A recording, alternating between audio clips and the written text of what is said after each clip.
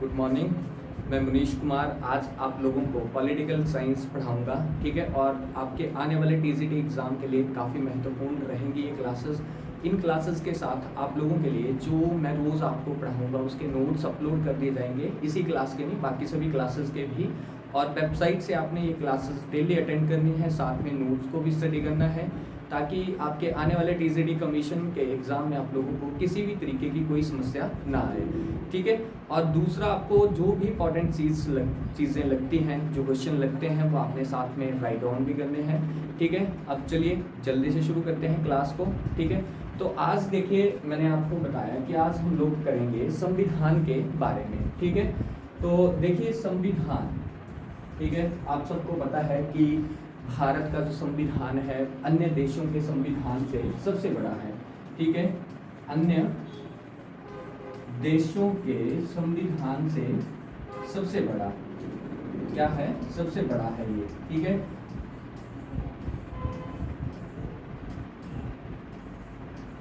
ठीक है, तो आज हम लोग इसी इतने बड़े और विस्तृत संविधान के बारे में पढ़ेंगे कि कब इसको बनाया गया, किन लोगों के द्वारा बनाया गया और किसके लिए जो है वो इसे बनाया गया, ठीक है। क्या भारत में संविधान नहीं था उससे पहले? क्या शासन आपका नहीं चलता था, प्रशासन के काम नहीं होते थे?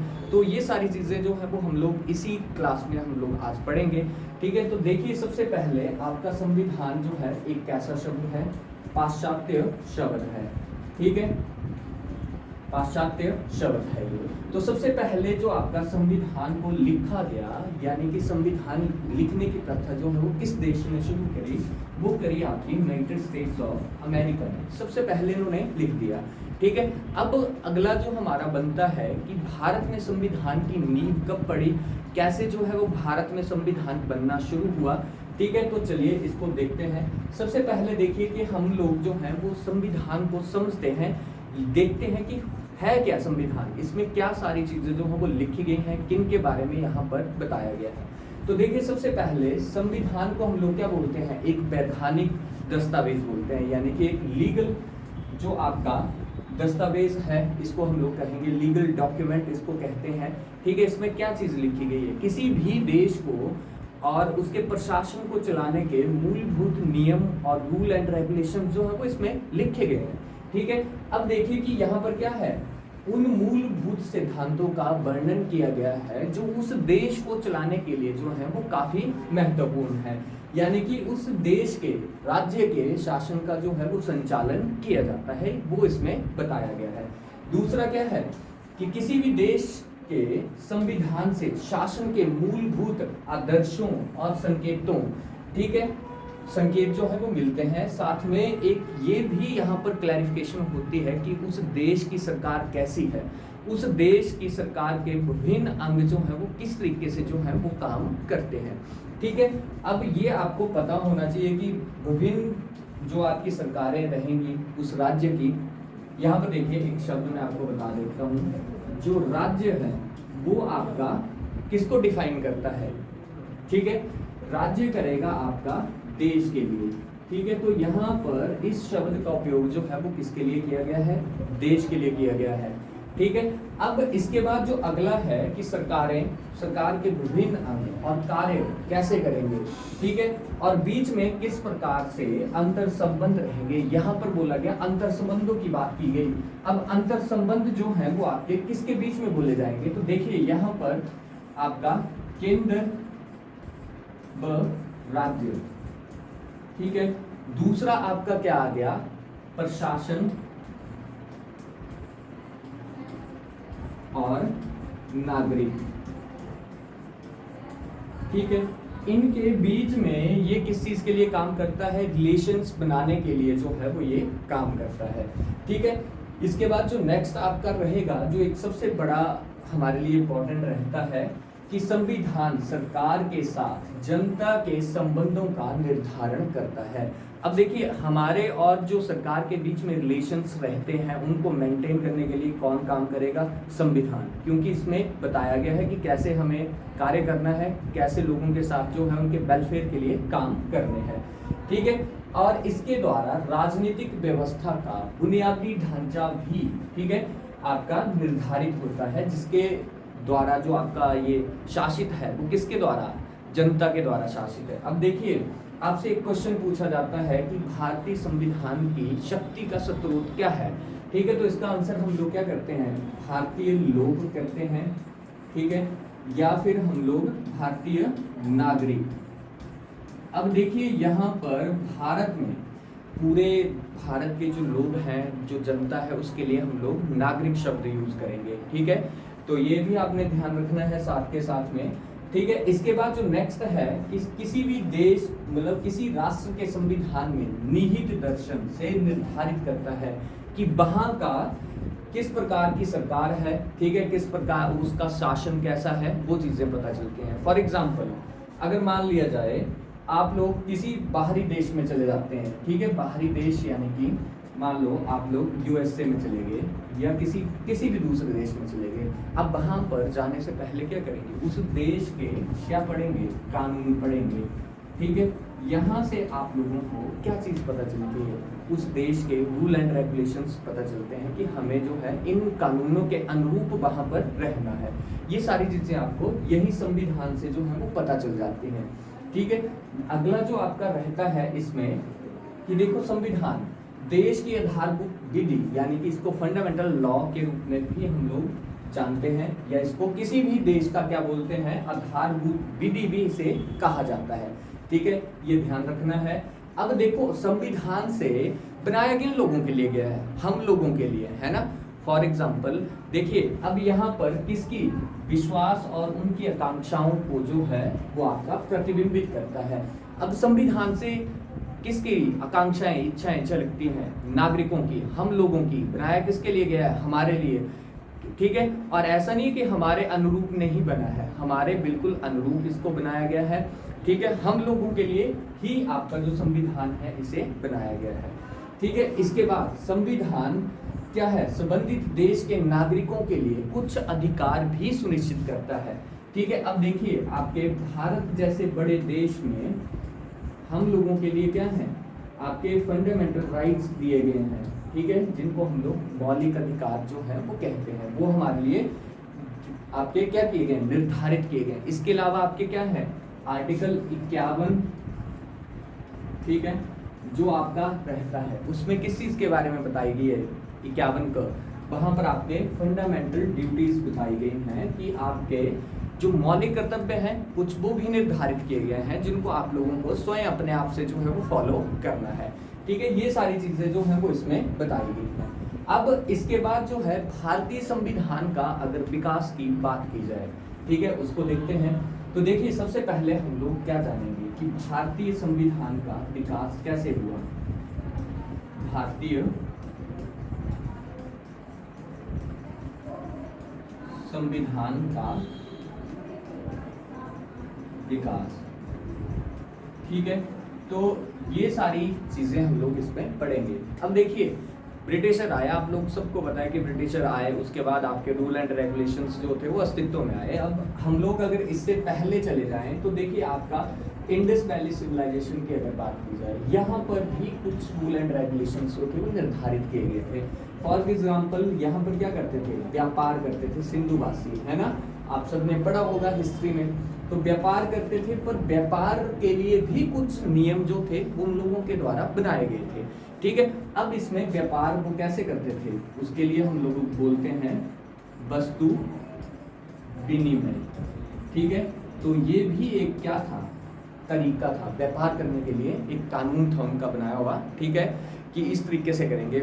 अब वस्तु विनिमय व्यापार एक्चुअल में होता क्या है, आप लोगों ने बचपन में किया है कि जैसे आप लोगों ने क्या किया, 4 टॉफी ली, ठीक है, 4 आपके फ्रेंड ने ली, उसने डिफरेंट ली, आपने डिफरेंट ली, कॉस्ट उनकी सेम है, पर आप लोग क्या करते थे बचपन में कि तू ये वाली ले ले और मुझे वो वाली दे दे, तो वही आपका वस्तु विनिमय हुआ, यानी कि वस्तु के बदले में वस्तु देते थे। इसके बाद अगर हम लोग बात करें गुप्तों की, ठीक है, फिर आपका मौर्यों की, ठीक है, तो यहाँ पर जो थे वो आपका सबसे ज्यादा प्रशासन जो था वो भारत में विकसित हुआ, ठीक है। अब हम लोग बात करेंगे यहाँ भारतीय संविधान का विकास जो है वो कोई एक इसके लिए पर्टिकुलर पीरियड की बात करें, हम लोग एक निर्धारित समय की बात करें, तो भारत का संविधान ऐसा नहीं है, क्योंकि वो हमारा संविधान क्या है, अभी भी विकसित हो रहा है, अभी भी इसका जो है विकास हो रहा है।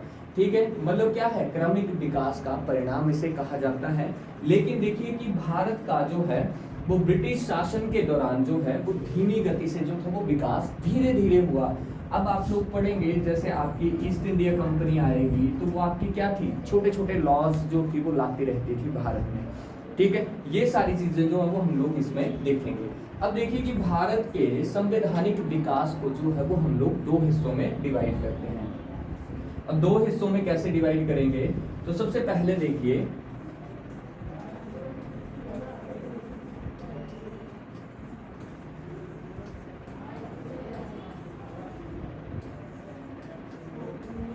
सबसे पहला आपका रहेगा, ठीक है, तो ये रहेगा ईस्ट इंडिया कंपनी। ठीक है, आपका 1773 से लेकर कब तक, 1858 तक। ठीक है, आपका इसके अधीन भी हुआ। आपको पता है कि ईस्ट इंडिया कंपनी भारत में व्यापार करने के लिए आई थी, तो इस टाइम पे भी हमारा संविधान जो था वो विकसित हुआ।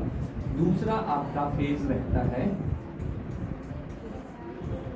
क्राउन के अधीन, ये रहता है 1858 से लेकर 1947 तक।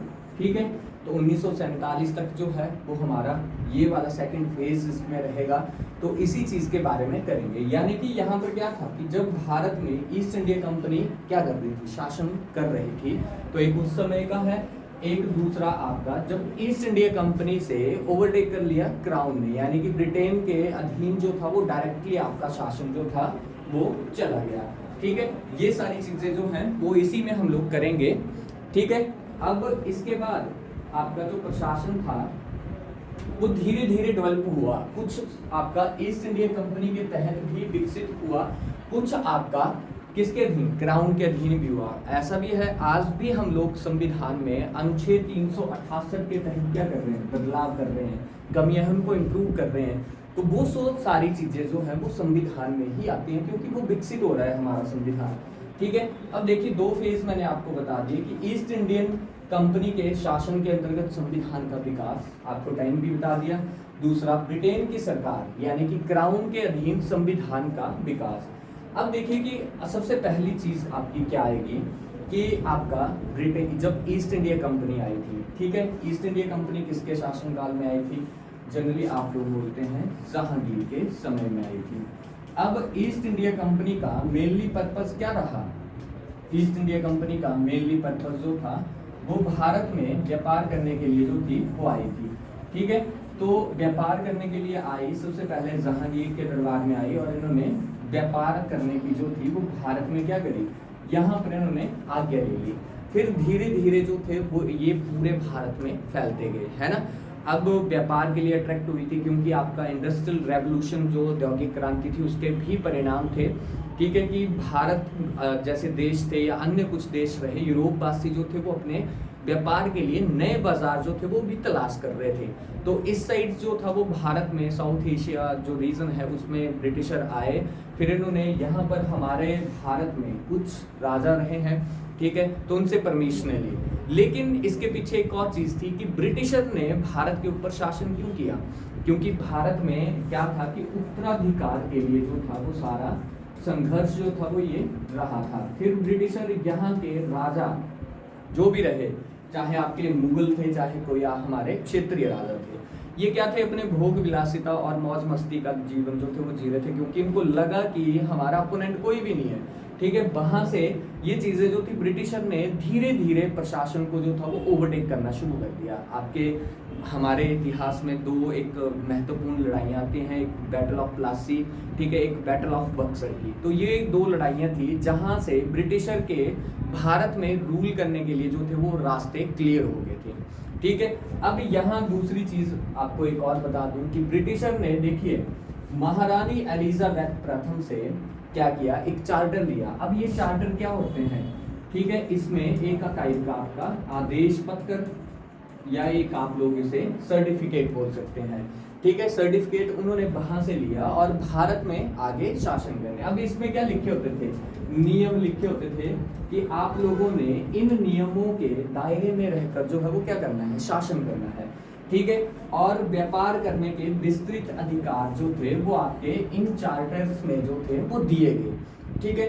अब यहाँ पर देखिए कि कंपनी जिसे के कार्य अभी क्या थे, स्टार्टिंग में जब ईस्ट इंडिया कंपनी आई भारत में शुरुआती दौर में, वो सिर्फ ओनली किसके लिए आई थी, व्यापार करने के लिए जो थी वो आई थी, ठीक है, शासन नहीं करना था। बट यहाँ के जो शासक थे उनकी कमजोर और वो उनकी भोग विलासिता के कारण इन्होंने ओवरटेक करना शुरू कर दिया, ठीक है। अब 1765 ईस्वी में क्या हुआ कि इन्होंने बंगाल, बिहार और आपका साथ में उड़ीसा, इन 3 प्रांतों को जो था वो ओवरटेक कर लिया इन्होंने। ओवरटेक यानी कि इन्होंने यहाँ के डायरेक्टली जो था वो इंटरफेरेंस करना शुरू कर दी और रूल करना शुरू कर दिया, यानी कि इन्होंने दीवानगी और राजस्व के अधिकार जो थे वो यहाँ से इन्होंने प्राप्त कर लिए, ठीक है। अब यहाँ क्या हुआ, इसके साथ में भारत ने क्या हुआ, भारत में ईस्ट इंडिया कंपनी में क्षेत्रीय शक्ति बनने की प्रक्रिया जो थी वो शुरू होगी, यानी कि ईस्ट इंडिया कंपनी किस रूप में दिखना शुरू होगी, लोकल पावर जो थी वो उसको मिलना शुरू होगी, ठीक है। क्षेत्रीय प्रतिनिधित्व भी उन्होंने शुरू कर लिया, तो यहाँ पर जो था वो इनकी ये प्रोसेस जो थी वो शुरू होगी। अब देखिए कि अगला क्या हुआ कि जिस समय तक यानी कि 1858 तक ईस्ट इंडिया कंपनी का शासन रहा। अब भारत में देखो ईस्ट इंडिया कंपनी जो थी वो जब आई तब से लेकर इनका 1858 तक जो था वो शासन रहा, क्योंकि आप सबको पता है कि 1857 में एक बहुत बड़ा जो था क्या हुआ था, रिवोल्ट हुआ, आपकी क्रांति हुई, ठीक है। उसमें क्या था कि हम लोगों ने आज़ादी के लिए, हम लोग उसको बोलते हैं पहला स्वतंत्रता संग्राम, ठीक है। देखिए लेकिन इसके लिए स्वतंत्रता संग्राम बोलने के लिए जो है वो एक उचित नहीं रहता है, क्योंकि हर लोगों के लिए उस समय स्वतंत्रता के मायने अलग अलग रहे हैं, बट वो सब ने जब एक तालमेल नहीं था उस समय, ठीक है, तो उस वजह से जो था वो ये फेल हुआ था। तो क्या हुआ कि इससे ईस्ट इंडिया कंपनी जो थी वो क्या थी, इसकी जड़ें हिल गई, ठीक है। जो यहाँ पर ये शासन कर रही थी वो उसमें कमजोर हुआ। फिर जो आपका क्राउन था, ठीक है, क्राउन ने क्या किया कि शासन व्यवस्था जो थी उसको इन्होंने ओवरटेक कर लिया, यानी कि डायरेक्टली अपने हाथों में जो था वो उसको ले लिया कि भविष्य में इस तरीके की, यानी कि 1857 की जैसी विध्वंसक गतिविधियां या हिंसा जो है वो ना भविष्य में घटित हो, ठीक है। तो इन सारी चीजों को रोकने के लिए 1858 में शासन ओवरटेक कर लिया ईस्ट इंडिया कंपनी से क्राउन ने। अब देखिए, अब इन अवसरों पर शासन चलाने के लिए, यानी कि टिल अगर आपका 1773 से बात की जाए आपके 1858 तक, तो इसमें काफी सारे जो थे आदेश पत्र आए, काफी जो थे वो आपके चार्टर आए, जिनमें क्या चीज थी कि आपके कंपनी को शासन करने के लिए जो थे वो क्या करती थी, सहूलियत देती थी, यानी कि कंट्रोल करने के लिए जो थे वो उसमें रूल एंड रेगुलेशंस लिखे गए थे, ठीक है। इन्हीं कानूनों को धीरे धीरे क्या था, ये जो लॉज थे ईस्ट इंडिया कंपनी को शासन चलाने के लिए जो कानून इन्होंने तय किए गए, इंग्लैंड से तय किए गए, वही कानून हमारे संविधान की जो थी वो क्या बनी, नींव बनी, फाउंडेशन बनी, ठीक है। अब ये सारी चीजें थी यहाँ पर कि इन्हीं ने पृष्ठभूमि तैयार की। अब इसमें एक चीज मैं आप लोगों को बता देता हूँ कि 1773 से लेकर, ठीक है, 1858 तक जो है वो हम लोग किन चीजों के बारे में पढ़ेंगे। तो इसमें देखिए सबसे पहले आपका कौन सा एक्ट आता है, रेगुलेटिंग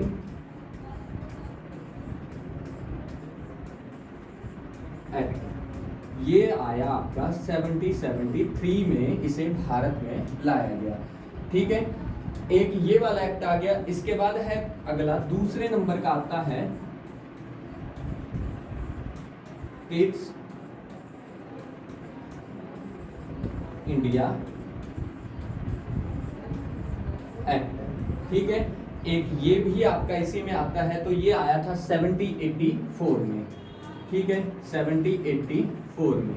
इसके बाद जो अगला आपका कानून रहेगा, जो आपका अगला चार्टर आया था वो कौन सा आया था, चार्टर एक्ट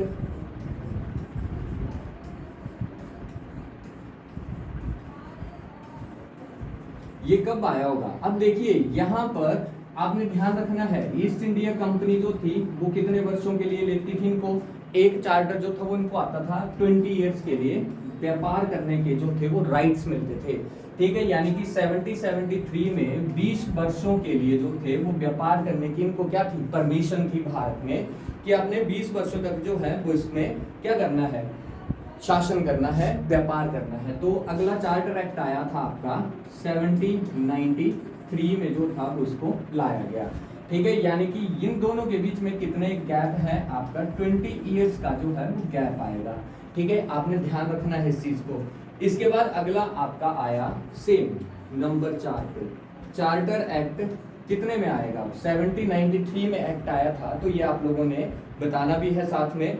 तो ये आपका आया 1813 में, ठीक है। इसके अगेन फिर आपका चार्टर एक्ट आया, तो ये कब आएगा 1833 में, ठीक है। अब इसके नेक्स्ट जो था वो अगला आपका कौन सा आएगा, चार्टर एक्ट एक और फिर आया आपका, ठीक है।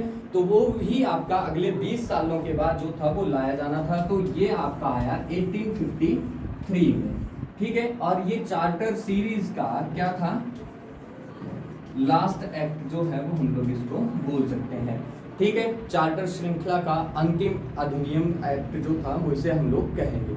आगे चलते आपको ये भी बताऊंगा कि अधिनियम क्या है, ठीक है, एक्ट क्या है आपके, ये सारी चीजें जो है वो आपकी डिस्कस की जाएंगी। लेकिन हम सबसे पहले संविधान का विकास कैसे हुआ, संविधान सभा तक यही सारा चलेगा आपका आगे के लिए, ठीक है।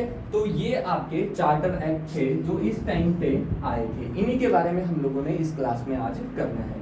चलिए अब अगला देखते हैं। तो देखिए कि हमारा जो पृष्ठभूमि रही है भारतीय संविधान के विकास की, तो ब्रिटिश ईस्ट इंडिया कंपनी ने 1765 में क्या किया कि बंगाल, बिहार और उड़ीसा के दीवानगी अधिकार जो थे वो प्राप्त कर लिए, ठीक है।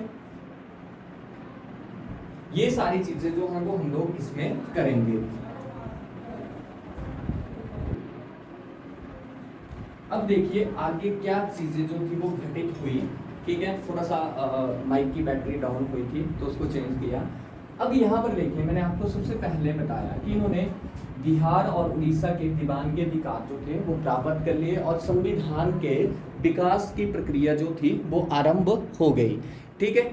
अब इसमें क्या था कि ब्रिटिश साम्राज्य का विस्तार भारत में इन्होंने क्या किया, ईस्ट इंडिया कंपनी आई भारत में, ठीक है। इन्होंने धीरे धीरे जो था वो अपने साम्राज्य को जो था वो विस्तारित किया, फिर पूरे भारत को इन्होंने ओवरटेक करने की कोशिश करी, ठीक है। अब देखिए कि इसको आगे भारत के संविधान का विकास मैंने आपको क्या बताया कि 2 चरणों में, ईस्ट इंडिया कंपनी के तहत और एक आपका सम्राट के शासन के अधीन संवैधानिक विकास, जो बदलाव हमारे भारत में इन समय में आए।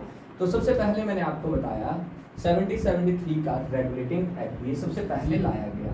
फिर आपका 1781 में एक आपका एक्ट ऑफ सेटलमेंट लाया गया था। नेक्स्ट है आपका 1784 का पीट्स इंडिया एक्ट। इसके बाद आपका 1786 का अधिनियम आया था, ठीक है। कुछ एक बीच में जो था वो ऐसे छोटे छोटे एक्ट लेके आए थे, बट मेनली जो था वो हमने 20 ईयर्स के बाद जो आते हैं उसके बारे में करना है। अब अगला है आपका चार्टर एक्ट 1793 का, उसके अगला है 1813 का, उसके बाद 33, फिर 53। अब देखिए ये सारे अधिनियम जितने भी रहे इनमें कितना गैप है, 20 वर्षों का जो है वो बीच में समय अंतराल है। यानी कि ईस्ट इंडिया कंपनी को क्या करना पड़ता था, अपने व्यापारिक राइट्स जो थे वो आफ्टर 20 ईयर क्या करने पड़ते थे, रिन्यू करना पड़ते थे, ठीक है। ये सारी चीजें जो है वो इसमें कही गई। अब देखिए कि इसके बाद जो दूसरा फेज हम लोग पढ़ेंगे, इसी में एक 1858 का भारत शासन अधिनियम, इसके बाद 1861, 1892, 1909 भारत परिषद अधिनियम। ये देखिए भारत परिषद बन गई यहाँ पर आगे चल के। फिर आपका भारत शासन अधिनियम 1919 आएगा, फिर आपका भारत शासन अधिनियम 1935, ये आपका लास्ट एक्ट रहेगा भारतीय स्वतंत्रता अधिनियम 1947, ठीक है। ये सारी चीजें हम लोग करने के बाद जो है फिर अनुच्छेद जो है वो स्विच करेंगे। तो देखिए सबसे पहले भारत में क्या चीज थी कि ईस्ट इंडिया कंपनी जब शासन करने आई थी, ठीक है, तो सबसे पहले उन्होंने क्या किया, रेगुलेटिंग एक्ट को जो था वो भारत में लेके आए। अब मेनली अगर रेगुलेटिंग एक्ट की बात की जाए तो देखिए रेगुलेटिंग एक्ट को लाने के पीछे काफ़ी सारे रीज़न रहे हैं। भारत में उन्होंने क्या था, ईस्ट इंडिया कंपनी करप्शन कर रही थी, भारतीय लोगों से रिश्वत ले रही थी, उपहार ले रही थी, ठीक है। इन सारी चीज़ों को रिमूव करने के लिए जो था वो सबसे पहले इंग्लैंड से रेगुलेटिंग एक्ट जो था वो इसको इंट्रोड्यूस किया गया भारत में, ठीक है। आपने इसको ध्यान से सुनना है। अभी से ही हमारा जो संविधान है वो विकसित होना जो था वो शुरू हो जाएगा। यानी कि देखिए कि किस तरीके से हम लोग इसमें पढ़ेंगे कि गवर्नर जनरल, ठीक है, आपका राष्ट्रपति तक का सफर तय किया, सुप्रीम कोर्ट हम लोग देखेंगे, फिर इसके बाद आपकी गवर्नर जनरल की बोर्ड ऑफ काउंसिल से लेके भारत की संसद तक का सफर जो है वो ये सारी चीज़ें इसी क्लास में हम लोग देखेंगे, ठीक है। तो सबसे पहले देखिए भारतीय संविधान के विकास में ये क्या बन के सामने आया, एक माइलस्टोन जो था वो बना रेगुलेटिंग एक्ट, ठीक है, 1773 में लाया गया। आपको देखिए पेयर्स में भी क्वेश्चन पूछे जाते हैं कि पीस इंडिया एक्ट को कब लाया गया, रेगुलेटिंग एक्ट कब आया, ठीक है, भारत शासन अधिनियम कब आया, ये ऐसे 4 आपको ऑप्शंस में डाल देंगे।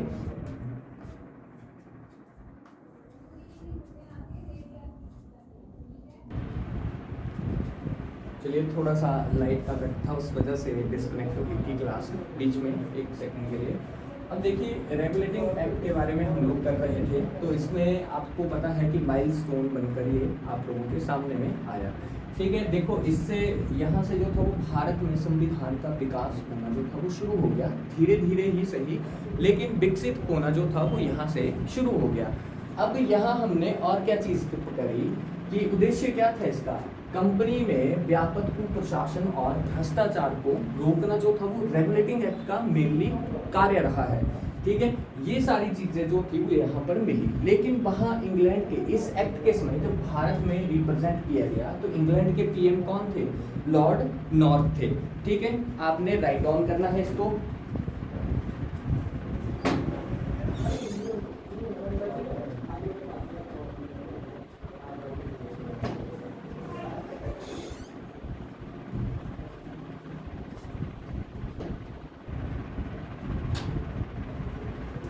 ठीक है, तो ये आपने होप्सो इसको लिख लिया होगा क्योंकि ये आपको मिलेगा नहीं, ठीक है। इस एक्ट के समय कौन थे, ब्रिटेन के प्रधानमंत्री, इंग्लैंड के पीएम लॉर्ड नॉर्थ थे, ठीक है। अब एक चीज ये पता चल गई कि किसके लिए, करप्शन को रोकने के लिए जो था वो इस एक्ट को भारत में लाया गया। इंग्लैंड के पीएम कौन थे, लॉर्ड नॉर्थ थे, ठीक है। अब देखिए कि इसके माध्यम से ब्रिटिश संसद ने पहली बार भारत के मामलों में क्या करना शुरू किया, हस्तक्षेप करना जो था वो इन्होंने शुरू कर दिया और प्रशासन एवं राजनीतिक काम जो थे वो इनको सेपरेट करके क्या किया, मान्यता जो थी वहां से दे दी। अब चलिए देखते हैं कि इस अधिनियम के आने के बाद भारत में क्या क्या बदलाव जो थे वो आए और हम लोगों को देखने को मिले, ठीक है। तो देखिए हम लोग भारत में सुप्रीम कोर्ट के बारे में करते हैं, ठीक है, आपका सुप्रीम कोर्ट ऑफ इंडिया के बारे में करते हैं, प्रेसिडेंट के बारे में पढ़ते हैं। यहाँ से सारा चीज़ें जो थी वो धीरे धीरे निकलना शुरू हुई प्रेजेंट तक। तो देखो भारत में इससे क्या हुआ कि केंद्रीय प्रशासन की नींव पड़ी। दूसरा क्या चीज थी कि पहले क्या था, रॉबर्ट क्लाइव क्या थे, गवर्नर थे सिंपल, ठीक है। तो इनके बाद जो रेगुलेटिंग एक्ट भारत में लाया गया तो यहाँ पर क्या हुआ कि बंगाल का गवर्नर अपॉइंट किया गया था पहले, अब उसको क्या बोल दिया, बंगाल का गवर्नर जनरल जो था वो हमने इसको बोलना शुरू कर दिया, ठीक है। मुंबई एवं मद्रास के गवर्नर जो थे वो इसके अधीन रखे गए। जैसे आपका क्या होता है प्रेसिडेंट, फिर इसके अधीन जो थे वो आपके किन को रखा जाता है, गवर्नर को रखा जाता है, ठीक है। वो सारे जो थे वो इसके अधीन रखे गए, ठीक है। ये चीज हुई। अब इसके बाद दूसरी क्या चीज थी कि देखिए आपके सबसे पहले आपके गवर्नर किसे बनाया गया, ठीक है, तो मद्रास के गवर्नर इनके अधीन रखे गए। बंगाल के प्रथम governor general Lord Warren Hastings जो थे वो इनको बनाया गया। इनकी अपॉइंटमेंट कब हुई थी, 20 अक्टूबर 1773 को जो था वो इनको एक एज अ बंगाल के गवर्नर जनरल जो था वो अपॉइंट किया जाता है, ठीक है। तो आपसे काफ़ी बार जो है ये क्वेश्चन एग्जाम्स में पूछा जाता है कि बंगाल के गवर्नर जनरल जो थे वो कौन बने थे पहले, ठीक है। तो यहाँ पर जो था वो लॉर्ड वारेन हेस्टिंग्स जो थे उनको अपॉइंट किया गया। दूसरी चीज क्या आ गई कि 1774 में कलकत्ता में क्या हुआ, सर्वोच्च न्यायालय की स्थापना की गई। ठीक है, और इसमें जो आपके एक मुख्य न्यायाधीश रहे हैं, 3 अन्य न्यायाधीश रहे हैं। ठीक है, तो देखिए उच्चतम न्यायालय की स्थापना जो थी वो कहाँ पर की गई, कोलकाता में की गई। ठीक है, इसमें एक मुख्य न्यायाधीश और 3 अन्य जो थे वो न्यायाधीश रहे। अब इसमें देखिए मुख्य न्यायाधीश कौन थे, सर एलिजा इम्पे, और 3 अन्य कौन कौन थे, आपके जज चैम्बर्स, लिमेस्टर एवं हाइट थे। ठीक है, अभी आज भी भारत में ये कॉलेजिंग चलती है 5+1 की है, लेकिन उस समय कैसी थी कॉलेजिंग, 3+1 की थी, यानी कि एक मुख्य न्यायाधीश होगा और 3 अन्य न्यायाधीश होंगे। तो 3 न्यायाधीश के नाम भी आपको पता चल गए। और कलकत्ता सर्वोच्च न्यायालय, उच्चतम न्यायालय जो खोला गया, ठीक है, उसके न्यायाधीश कौन थे, सर एलिजा इम्पे, इनको बनाया गया। अब क्या हुआ, इसे बंगाल, बिहार और उड़ीसा के प्रांतों सहित सभी ब्रिटिश विषयों पर क्या चीज की गई, सर्वोच्च न्यायपालिका का दर्जा दिया गया। अब देखिए कि सर्वोच्च स्थान के ऊपर किसे रखा गया, आपके न्यायालय को। ठीक है जी। अब इसके बाद कंपनी के कर्मचारियों और दूसरे जो आपके निजी व्यापार करने के अलावा इससे क्या चेंज आया कि भारतीय लोगों से रिश्वत और उपहार लेने के ऊपर जो था वो पूर्ण रूप से प्रतिबंध लगाए गए, ताकि भ्रष्टाचार जो है ना हो सके। ठीक है, अब इसके बाद बोर्ड ऑफ डायरेक्टर्स के जरिए कंपनी के ऊपर क्या किया गया, उसको नियंत्रित करने के लिए इंग्लैंड से, वहां से क्या किसकी स्थापना की गई, आपकी बोर्ड ऑफ डायरेक्टर्स जो था वो इसकी स्थापना यहाँ पर की गई। ठीक है, बोर्ड ऑफ डायरेक्टर्स के जरिए क्या हुआ, ईस्ट इंडिया कंपनी के ऊपर नियंत्रित स्थापित किया गया इंग्लैंड के द्वारा। अब कंपनी के लिए राजस्व, नागरिक और सैन्य मामलों की जानकारी क्या थी, कंपलसरी कर दी कि आपने जो है वो ब्रिटिश सरकार को जो है वो इन्फॉर्मेशन देनी ही है, जो भी आप काम इन विषयों से लेकर करेंगे, चाहे आपका राजस्व हो, चाहे आपके नागरिक हो, चाहे आपके सैन्य हो। तो इनकी रिपोर्ट कहाँ करनी थी, उन्होंने इंग्लैंड में करनी थी। ठीक है, अब बंगाल के गवर्नर जनरल की सहायता हेतु एक 4 सदस्यीय कार्यकारी परिषद का गठन किया गया। फॉर एग्जाम्पल ऐसे देख लेते हैं कि पीएम और उसकी हेल्प के लिए क्या आ गई, उसकी कैबिनेट आ गई। ठीक है, तो इसको हम लोग इस तरीके से जो है वो समझ सकते हैं कि आपका एक गवर्नर जनरल, ठीक है, और इसकी हेल्प के लिए और अदर जो थे वो 4 लोग यहाँ पर इन्होंने अपॉइंट कर दिए।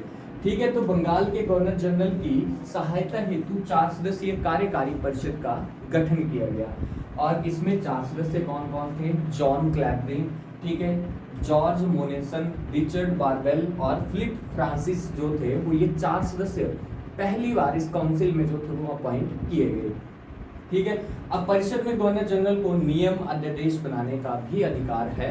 ठीक है, जैसे आपके आज के टाइम पे राष्ट्रपति जो अध्यादेश ऑर्डिनेंस जो है वो ला सकते हैं, पेश कर सकते हैं, आदेश दे सकते हैं, वैसे इनको भी अधिकार दिए गए थे। लेकिन यहाँ पर एक चीज का ध्यान रखना है, समय निर्धारित नहीं किया गया कि कितने समय तक जो है वो आपका अध्यादेश जो है वो जारी रहेगा।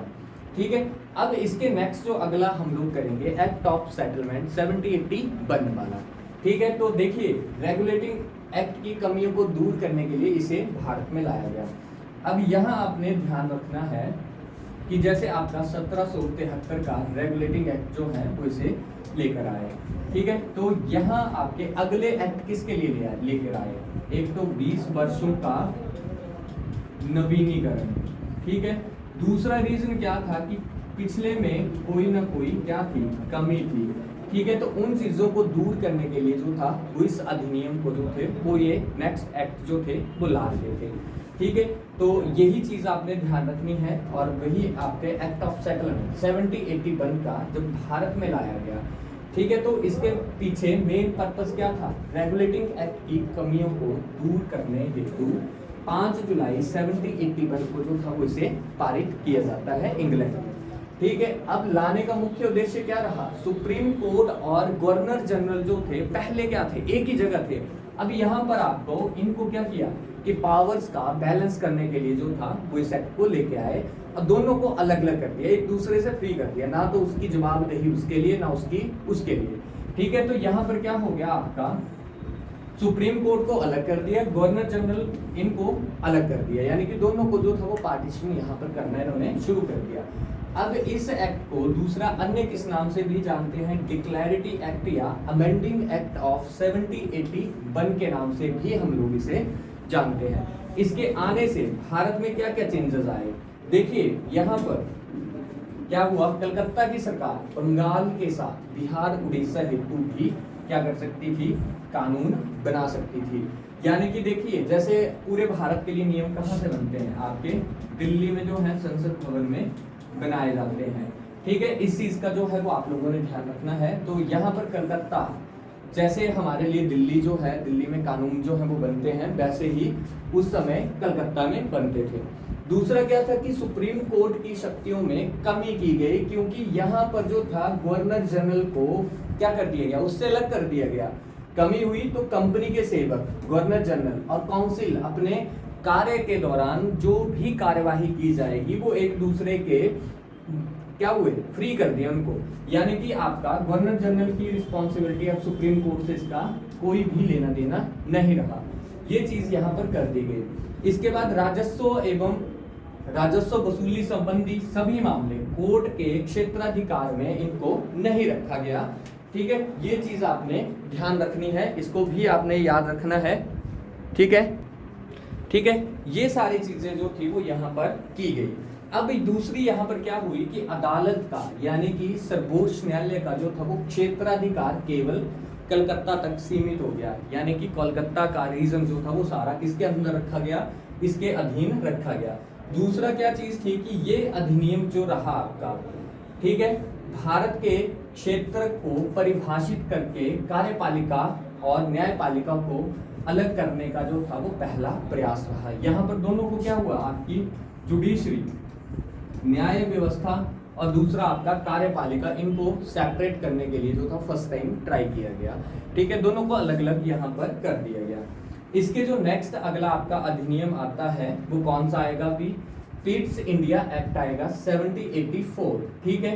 तो देखिए आपका इसको कहा, ब्रिटिश पीएम विलियम पिट के नाम पर जो था वो रेगुलेटिंग एक्ट की कमियों को दूर करने के लिए इसको भारत में लाया गया। दूसरा क्या था कि भारतीय क्षेत्रों में प्रशासन को और अच्छा सुधारने के लिए और रिस्पॉन्सिबल बनाने के लिए जो था वो मेनली इसको लाया गया कि इंप्रूवमेंट करनी थी इंडिया में, ठीक है। अब देखिए कि यहाँ पर क्या हुआ, दोहरे प्रशासन की शुरुआत की गई। दोहरा प्रशासन यानी कि आपका एक बोर्ड ऑफ डायरेक्टर्स आ गया और दूसरा आपका बोर्ड ऑफ कंट्रोल आ गया। अब बोर्ड ऑफ डायरेक्टर्स में क्या चीज करनी थी कि यहाँ पर सारे व्यापारिक मामले जो थे वो देखने थे और दूसरे में आपके राजनीतिक मामले जितने भी थे वो सारे बोर्ड ऑफ कंट्रोलर के द्वारा जो थे वो देखे जाना तय हुए। अब देखिए एक आपका यहाँ पर कोरम शब्द आया, आप लोगों ने जनरली अपनी अपनी पंचायत में सुना होगा कोरम यानी कि एक टाइप की बैठक है ना। तो यहाँ कोरम में 6 सदस्य थे इसमें, ठीक है। 6 में से 3 का होना जो था वो बोला गया कंपल्सरी, ठीक है, कि इनको आना ही पड़ेगा यहाँ पर। इसके बाद बोर्ड ऑफ डायरेक्टर्स में भारत मंत्री, ठीक है, वित्त मंत्री और 4 प्रीवी काउंसलर जो थे उनको भी शामिल किया गया, ठीक है। अब इसके साथ साथ दूसरा इसमें क्या चीज हुआ कि कंपनी के पास क्या हुआ, ठीक है, व्यापार का अधिकार रहा, ठीक है। ईस्ट इंडिया कंपनी अपने व्यापारिक अधिकार और स्वयं के अधिकारियों को क्या कर सकती थी, नियुक्त भी कर सकती थी और उनको हटा भी सकती थी। यानी कि ईस्ट इंडिया कंपनी क्या करेगी, व्यापार भी करेगी, अपने लिए एम्प्लॉय भी हायर करेगी और उनको निकाल भी सकती थी। अब दूसरी क्या थी, इंपॉर्टेंट जो मैटर्स थे, गवर्नर जनरल जो था वो परिषद के निर्णय जो आएंगे उसको क्या कर सकता था, कैंसिल भी कर सकता था, बंद भी कर सकता था, ठीक है। यानी कि जैसे कोई लॉ उसकी काउंसिल ने बनाया तो गवर्नर जनरल उसको कैंसिल भी कर सकता था, बंद भी कर सकता था, ये राइट यहाँ पर आया, ठीक है। दूसरी यहाँ पर एक और चीज की गई कि गवर्नर जनरल भारत में सभी ब्रिटिश सैन्य यानी कि जितने भी सैनिक थे उनका कमांडर इन चीफ जो था उसको बनाया गया। अब यहाँ पर आपने ध्यान रखना है कि प्रेजेंट टाइम पे कमांडर इन चीफ कौन है, भारत की तीनों सेनाओं का, आर्मी, एयरफोर्स और आपकी नेवी, इनका कौन है, प्रेसिडेंट होता है, ठीक है। तो देखो वो चीज सारी कहाँ पर शुरू हुई थी, पिट्स इंडिया जो था वो ये लेके आया था। लेकिन यहाँ पर आपने ध्यान रखना है ये 2 स्पेशल राइट्स जो थे वो यहाँ पर वहां से पारित किए गए, 2 चीजें बताई गई, लेकिन भारत में ये अभी तक इम्प्लीमेंट नहीं हुई थी। क्यों नहीं, क्योंकि इसके राइट्स जो थे वो नेक्स्ट वाले एक्ट में जो थे वो अगले गवर्नर जनरल को दिए गए, ठीक है। अब यहाँ पर ब्रिटिश सरकार को कंपनी के मामलों और प्रशासन के ऊपर क्या हुआ, सर्वोच्च नियंत्रण मिला।